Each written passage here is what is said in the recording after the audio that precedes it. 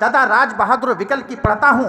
राज बहादुर विकल जी ने कहीं पर ये पंक्तियां लिखी थी, आप वे सुने और उन पंक्तियों के आलोक में भाई उर्मिलेश सौमित्र को सुने कि क्षितिज पर घिरी आंधियां गम नहीं है। सुनो, मंच भी साथ दे कि क्षितिज पर घिरी आंधियां गम नहीं है। कवि सम्मेलन को उठाते रहिए कि क्षितिज पर घिरी आंधियां गम नहीं है, अब उदासी दिखाने का मौसम नहीं है। और अगली दो पंक्तियों पर पूरे कवि सम्मेलन को मन दें, उर्मिलेश सौमित्र को अपने बीच में आवाज दें कि क्षितिज पर घिरी आंधियां गम नहीं है, उदासी दिखाने का मौसम नहीं है, न सूखेगा वट वृक्ष स्वाधीनता का, हमारे वतन में लहू कम नहीं है। जोरदार तालियों के साथ उर्मिलेश सौमित्र के करके प्रणाम माता शारदे के चरणों में, करके प्रणाम माता शारदे के चरणों में, सिद्धि वरदान को प्रणाम करता हूं मैं। उस शब्द क्रांति के प्रणेता कवि है ये युग चेता, हर प्रतिमान को प्रणाम करता हूं मैं। कि नारियों में झांसी रानी, पुरुषों में बलिदानी, राणा वाली आन को प्रणाम करता हूं मैं। अरे अधरों पे गंगा लिए, दिल में तिरंगा लिए, पूरे हिंदुस्तान को प्रणाम करता हूं मैं, पूरे हिंदुस्तान को प्रणाम करता हूं मैं, पूरे हिंदुस्तान को प्रणाम करता हूं मैं। मित्रों, नाजो अंदाज नफासत के साथ लिखते हैं हम, नहीं सिर्फ अदावत के साथ लिखते हैं। अरे मायने लफ्ज के भटकारा दे नई पीढ़ी, हम कलमकार लियाकत के साथ लिखते हैं, हम कलमकार लियाकत के साथ लिखते हैं। लेकिन साहब, जब हम कलमकार अपनी लियाकत,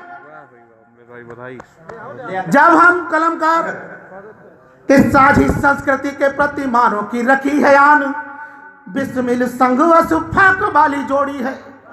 हमने कहीं गलती की हो तो बताओ कि साझी संस्कृति के प्रतिमानों की रखी है आन, बिस्मिल संघ असुफाक वाली जोड़ी है। और हम हैं हमीद से शहीद के रहे मुरीद, जिसने की शत्रुओं की शक्ति झक जोड़ी है।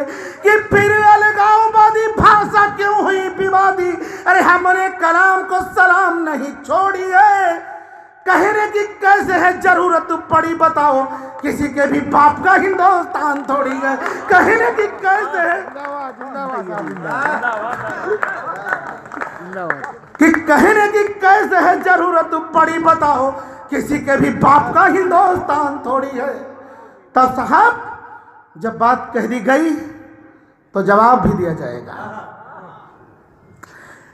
कि घर के विश्वासघाती होते जो न कुल घाती, छाता नहीं अंधड़ विदेशी अभिशाप का, वो आक्रमणकारियों का चलती दुधारियों का, झेला नहीं होता बार पीढ़ियों के पाप का। कि किंतु राणा और शिवाजी हारे नहीं कभी बाजी, अरे शौर्य कभी झुका नहीं जिनके प्रताप का।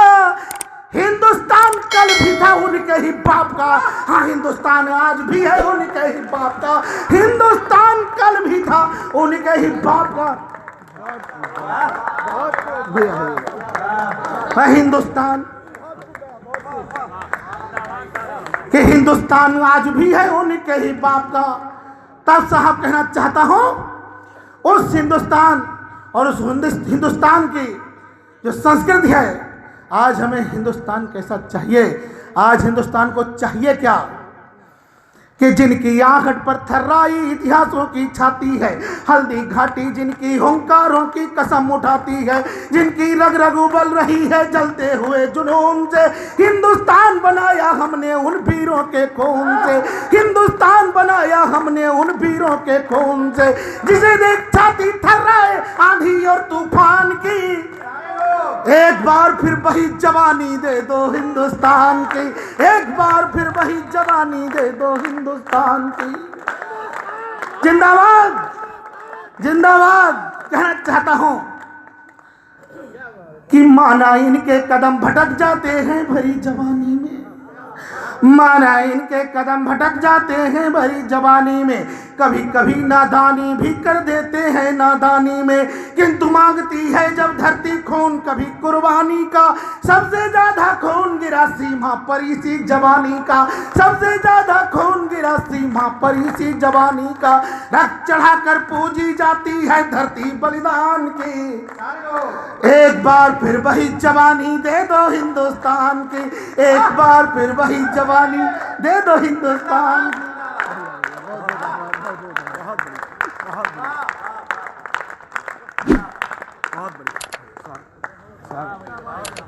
एक बार फिर वही जवानी दे दो हिंदुस्तान की। साहब कहना चाहता हूं, अंधा पृथ्वीराज खड़ा है अब भी तीर कमान लिए, अंधा पृथ्वीराज खड़ा है अब भी तीर कमान लिए, बहुल चंद्र बरदाई सीने में जलता तूफान लिए। मच्चू के चौहान ठोक दे एक एक तीर दरिंदों को, फिर निपटाना गौरी को पहले मारो जयचंदों को, फिर निपटाना गौरी को पहले मारो जयचंदों को। नीची मत हो जाने देना तनी मुँह चौहान की, एक बार फिर वही जवानी दे दो हिंदुस्तान की, एक बार फिर वही जवानी दे दो हिंदुस्तान की, एक बार फिर वही जवानी दे दो हिंदुस्तान की। तब साहब कहना चाहता हूं, लेकिन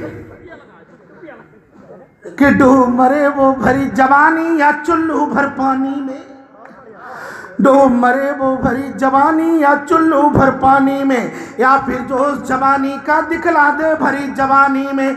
नमक हराम कन्हैया ने जब गाली दी थी बोली से, उसका मुंह छलनी कर देते बंदूकों की गोली से, उसका मुंह छलनी कर देते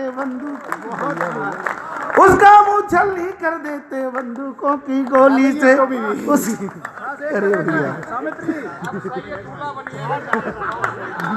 अब थोड़े बाद अभी जो इनके इधर से उसका मुंह छलनी कर देते बंदूकों की गोली से, उसका मुंह छलनी कर देते बंदूकों की गोली से। हिम्मत राष्ट्रों की हिम्मत होती नहीं किसी शैतान की, एक बार फिर वही जवानी दे दो हिंदुस्तान की, एक बार फिर वही जवानी दे दो हिंदुस्तान की। और साहब कि लाल चौक पर फहर रहे जो पाकिस्तानी झंडे हैं, लाल चौक पर फहर रहे जो पाकिस्तानी झंडे हैं, इसका मतलब है कि नेता कायर दिल से ठंडे हैं। वरना वीर जवानों की जो भरी जवानी खोल दे, मात्र 1 घंटा को सेना के वीरों से बोल दे, चिंदी चिंदी करके रख दे पूरे पाकिस्तान की, एक बार फिर वही जवानी दे दो।